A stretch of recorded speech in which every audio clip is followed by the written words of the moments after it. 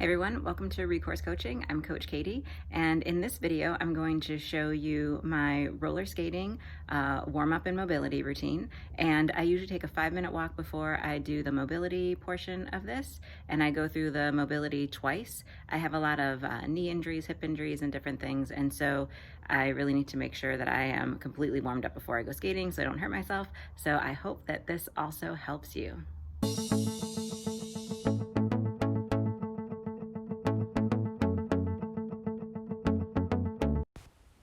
You're going to come down into lunge, grab onto that front foot and make sure your heel stays down the whole time. So once you get in this position, your shin should be vertical with the floor, actually straight up and down when you start. So you're going to push your weight forward and hold it for 3 seconds. Make sure the heel doesn't lift, and back and hold it for 3 seconds. And so with this one, you are working hips, knees, ankles, and hamstrings in the back. You're going to do this forward and back. Your range of motion may be a little bit different than mine, depending on your ankle mobility, knee mobility, and hamstring mobility is. So you're just going to go to where it feels good for you. And then after you do one side, you are going to circle the knee out 5 times, keeping the heel down. This is working ankles and hips, and then inwards 5 times. Make sure that heel stays down. After you do this on one side, then you're going to switch and do the same thing on the other side of your body.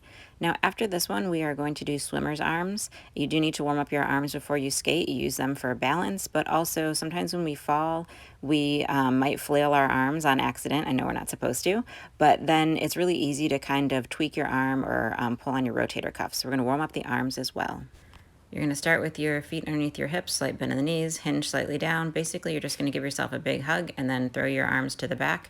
If that is too much force for you, then you just do this movement slower to get a good range of motion. Next is working on hips, ankles, and toes. So you're going to get into a low squat. Your feet need to be facing forward, and they are shoulder distance apart. And then you're just going to come up onto your toes and touch your knee to the ground. Now, if that's too low for you, you can do a high squat and just do the same movement, but don't touch your knee to the ground. For these, you're going to go and start in one direction. You're going to do high knee over, over, and then under, like you're trying to go over a fence, and then you're trying to go under the fence. Then you're going to switch to the other side as well. Now, if this range of motion is like too high for your hips or the squat is too low, you're just going to shorten the range of motion. Maybe don't lift the knees as high and don't make the squat as low. Make sure your knees go out on the squat. With a cannonball squat, you put your feet together and then you squat down as low as possible. You still want to make sure that your knees go out and they don't cave in. This is a lot on the knees because your knees do come forward above your toes. So 2 things. You want to prioritize that your knees feel okay and that your heels do not come off of the ground. So if that means you're only squatting an inch or 2 down in the beginning, that's fine. For squat shifts, your feet are going to be underneath your shoulders, toes facing forward.